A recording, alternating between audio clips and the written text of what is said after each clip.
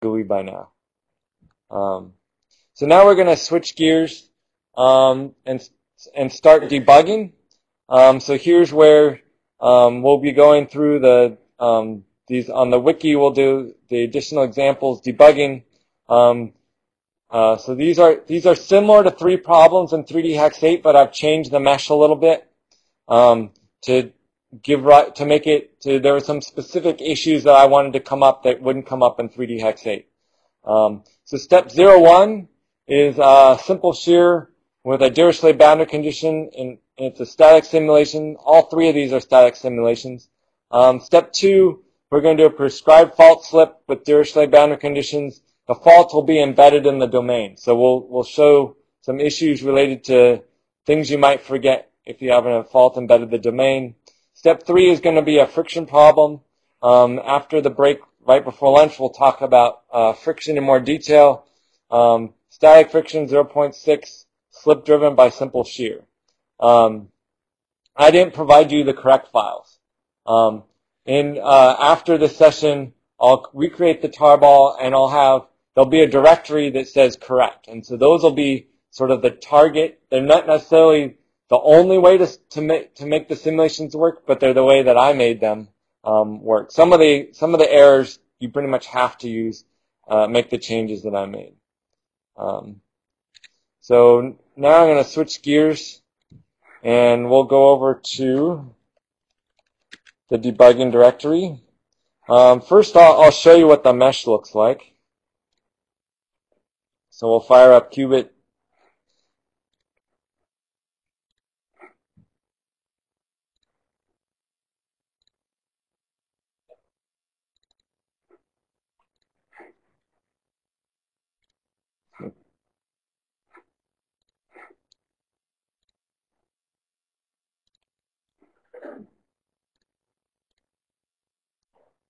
Well, we went to actually, and this is the mesh we went through yesterday. Where I did so just to refresh your memory, this is the one where I marked the fault in the middle of the domain. And so I'll just play this whole thing. So it's a hex mesh. Remember that. And we have node sets for the faults,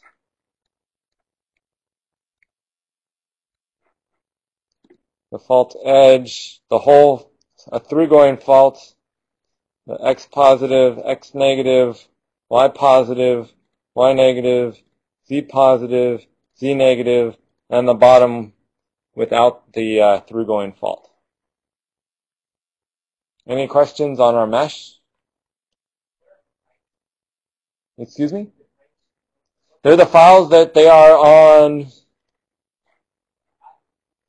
right here. So here's the tarball, and I suggest unpacking in the examples directory.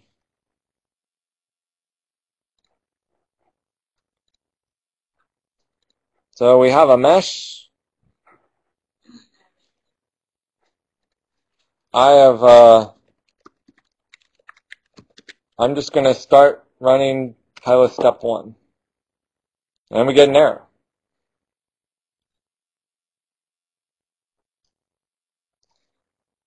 So this says, so the first thing I want to do is walk you through what this error message looks like. You'll see that there's a trace back here. So this whole top part right here is Python saying where it was in the Python code that it triggered the error. So this is something you don't get if you have, in general, you're running a C, Fortran, C++ program. You don't get, when there's an error, you don't get sort of the stack trace of where it was in the code that error occurred. So you'll see that here I was in sort of the PyLith main script, line 27. It called the start application. It called, let's see where I am. I'm in some init script. It's saying shell run, keywords, app, apply configuration, and it says it was applying the configuration, it raised an error, and so here is my error message. So the error message is not the first thing you see. You see the stack, the traceback in Python, then you see your error message, and then down below it, you see what is labeled backtrace. And so this backtrace is telling you where in the hierarchy this error message is coming from. So here's our Pilot app, time dependent. It can be referred to as time dependent or problem. Boundary condition, it's the Dirichlet boundary condition X positive. And so on that component, our error message is error while configuring boundary condition X positive, label for group node set P set in mesh not specified. So if you see this error message, where do you think we should go?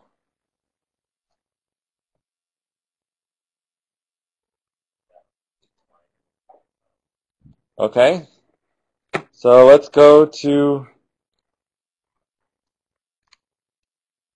step 1.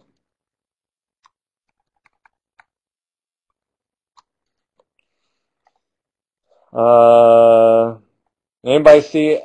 Oh, okay, so here we set X positive. So looks like here's where we're dealing with X positive. Anybody see a problem in this? Charles does.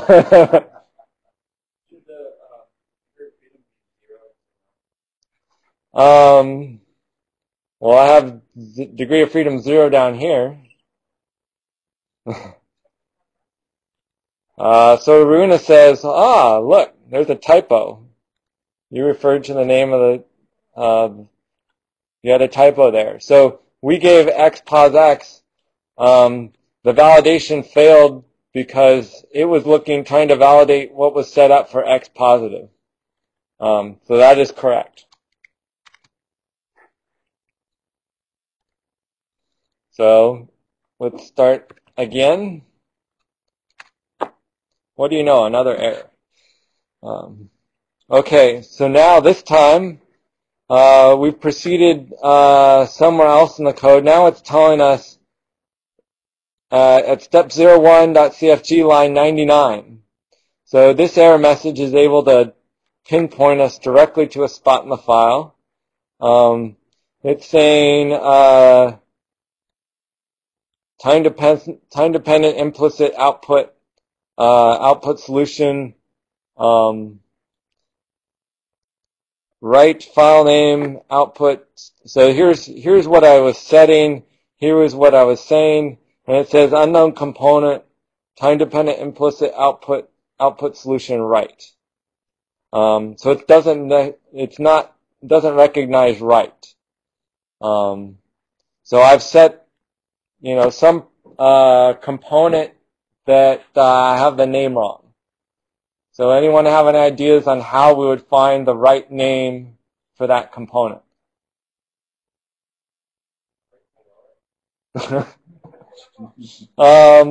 That's one way. So, another way, I'm going to try this. I'm going to say step 01. So sometimes you can get bogged down, and so there are some cases where Pilot is trying to validate before you can even get information about the help, and that's so here we go. So what I did is I saw up here was the name of the component that I didn't know what its component, the name of that component, so I can go on the command line and say, well, give me the list of components for that particular component. And so I come down here, and as someone recognized, it's right or not right. So we'll go back to our .cfg file, and so that was line 99.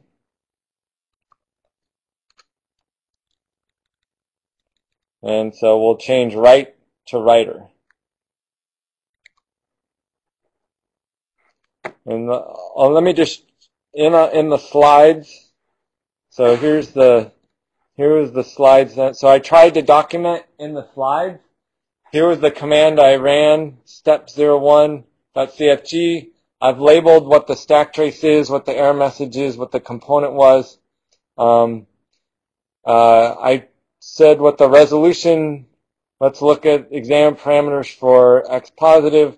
The resolution was change the name. So when you get the slides, it'll walk you through the steps, just to let you know, that gives you an idea of what you need to write down, what you may not want to write down. Step 2.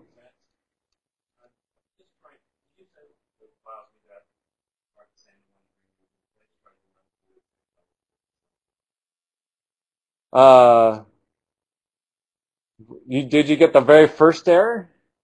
Yes. And then did you? Does it say right down at the bottom, or did it say writer?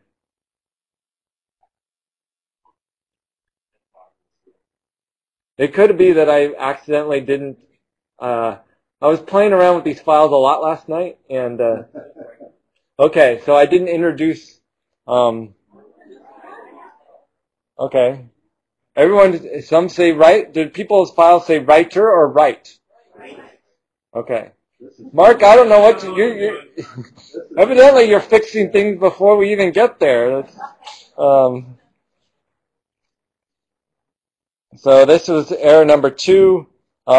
Here I showed I've changed things so it's not line 100, it was line 99, but there's the error. So here's lookup properties of the resolution, change writer to right to writer. Okay, so there's where we are. We're now ready to run it again.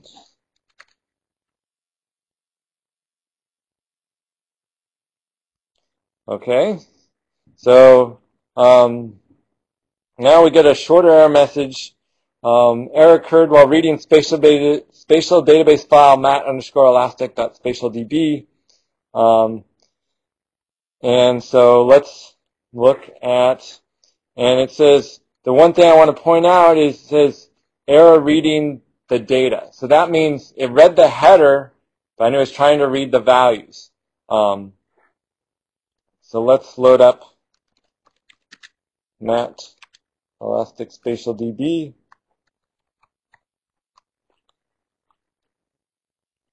So anyone see an error in this file?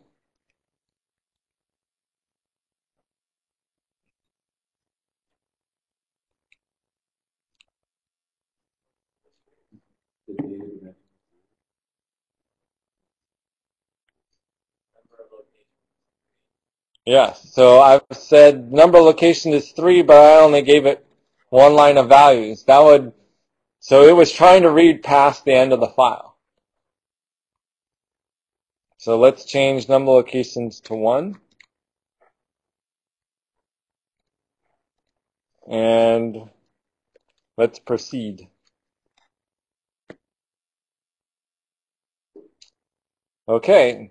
Error reading spatial database file mat_elastic. Number of dimensions in coordinates of spatial distribution 2 does not match number of dimensions in coordinate system. So we have a 3D problem. We have set up the coordinates in our spatial distribution to have a dimension of 2. So we have another error. Oh, that's the wrong one. We have another error here related to space dimension. So it should be pretty obvious that our space dimension from 2 should be changed to 3. And I'll point out that, so there's this right here is the specification of the coordinate system. Some coordinate systems by default have an inherent spatial dimension. This is meant to be sort of modular. I recognize that we repeat the spatial dimension here. You can use geographic coordinate systems, projections that sometimes you leave the z component in, sometimes you leave it out. So this is trying to get around that to make sure everything's consistent. So that's why we repeat the space dimension 3. Okay, so let's forge on.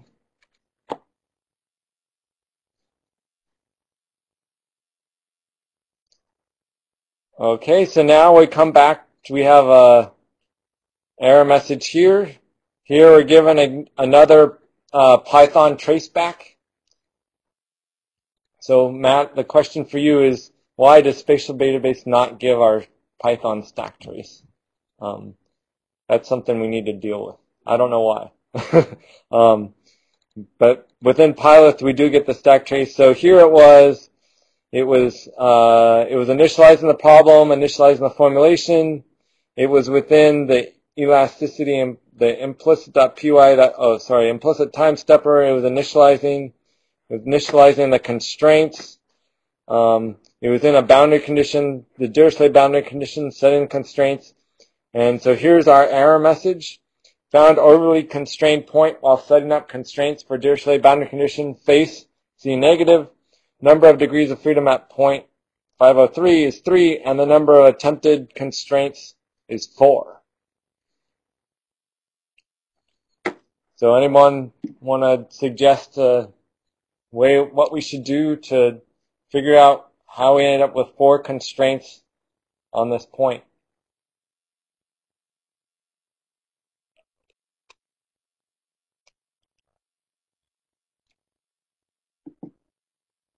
How do we set constraints?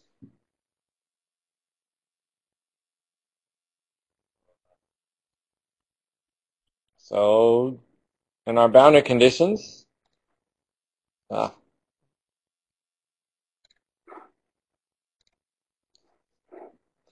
let's go back to our step 1. Here are our boundary conditions. Can anyone explain how we got 4 constraints on Z negative?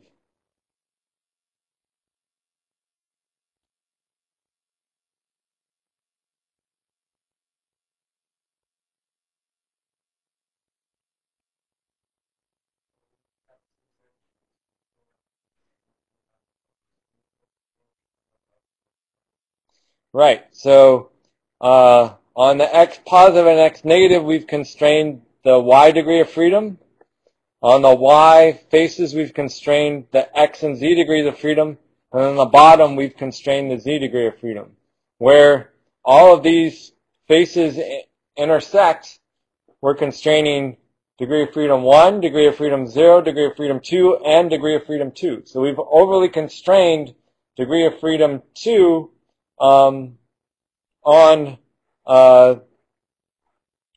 at the corner where the Y face meets the Z face. So that's how we end up with 4 constraints. It's where these node sets overlapped and we had multiple constraints on a single degree of freedom. So the remedy here is we wanted simple shear, so there's no reason to constrain the Z degree of freedom on the Y faces. We constrain it on the Z face.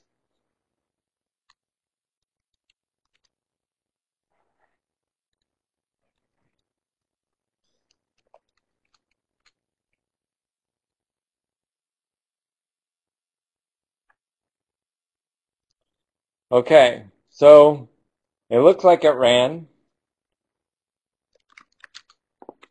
We have output. Are we satisfied that it ran? We certainly didn't get a lot of stuff spewing out of the... Does anyone want to, we're not getting our usual output. Anyone know why we might not be getting our usual output?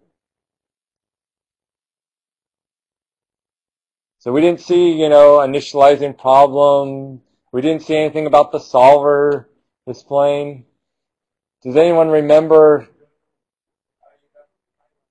So Pylith app.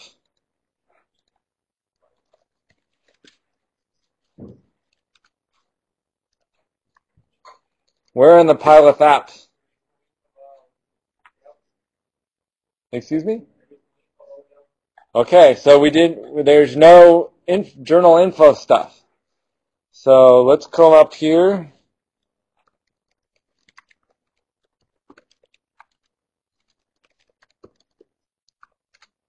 So what do we want to see? Well, let's see the very top level stuff. Let's see what Petsy's trying to tell us.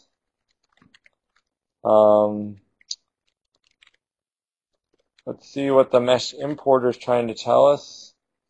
Let's see what time is trying to tell us. So let's just see the difference that makes. Yep.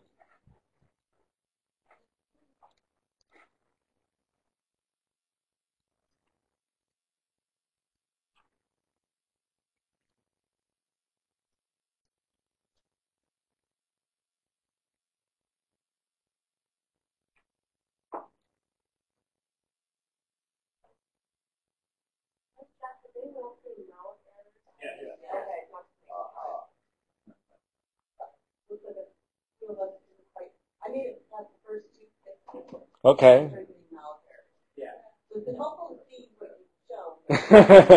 Okay, so someone want to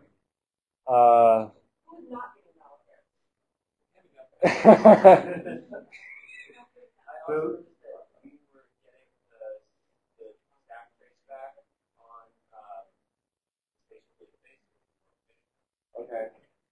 It could be that I just haven't rebuilt spatial database in a really long time.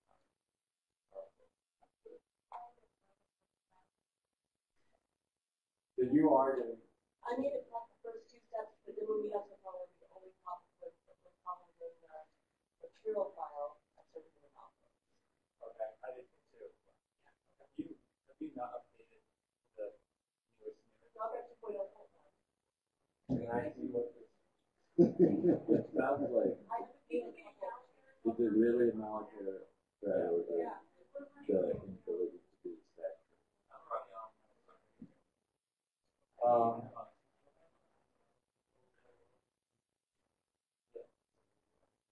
So my guess is that this could be interference between stuff previously in other packages that you've installed that are not. No, it's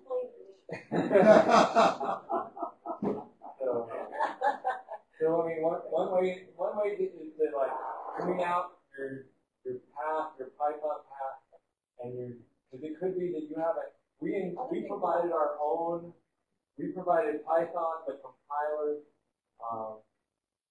and everything else. So if you set up your environment that has some of these tools on there, there can be conflicts in terms of where they show up in your path. I would say I have had no problem with the other examples. So it could be a legitimate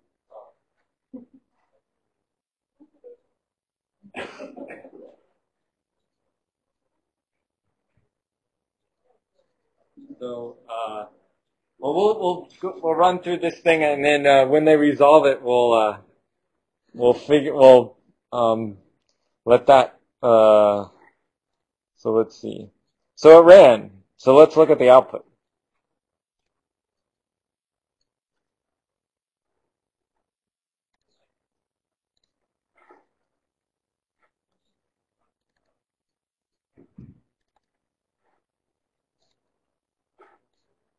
So here's our beautiful mesh. Here's our displacement field. That's the magnitude. Let's warp it by a factor of, let's go big and go 2,000. Let's show some glyphs. Oops.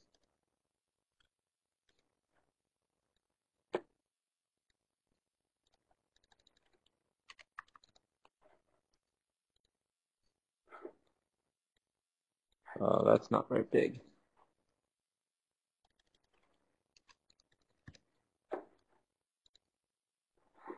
So here you can see we have pure simple shear. I'll show, so we can show what our original, we'll show the outline of our original. So here's the outline of our original box. We had X motion on the Y face, Y motion on the X face, 0 vertical displacement. So it put it in pure simple shear, no axial stresses. And so we can see, did you resolve it? Yeah, it's not propagating. The reason it says malloc is it's not propagating the exception correctly. It's double screen pointed to the message. And therefore it was the, you can see that it's throwing the exception data. So that was what we had before when we had a conflict. But she has like the 421 experimental compiler. That's 2007. I think it's a compiler issue. It is a compiler issue, and but we should be bundling everything. You don't bundle the standard C++. We don't? So or it's not getting linked right, because I think that is what it is, because that's what does GXX exception cleanup, which is what it is. Yeah, so the idea was that, because I had so I ran it on my old laptop and made sure that errors were trapped to get around this. That's what it is. So the problem is that there's some versions of GCC that can't trap the exception. There's a compiler bug. And so you end up, any error message that gets thrown, you end up with, it looks like a malloc error because it's having a free when it's trying to propagate an exception from C++ to Python. 421. And so what we do, but it's not just 421, because we have been using in the PyLith 1.9, we were using like GCC 4.6 or something like that. And so I updated the Darwin build to use a newer version of GCC. I think I'm up to 4.7 or 4.8. And that fixed it. So there's some subset of GCC that, whether you use the Apple version or the sort of the open source version, couldn't trap an error properly on Darwin. Did you look to see how so did you look for LibC?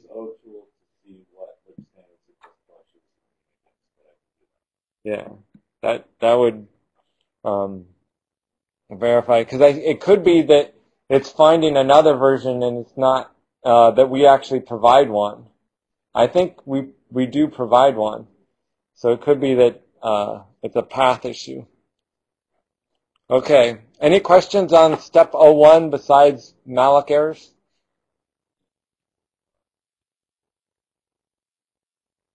Okay, then let's go on to step 2.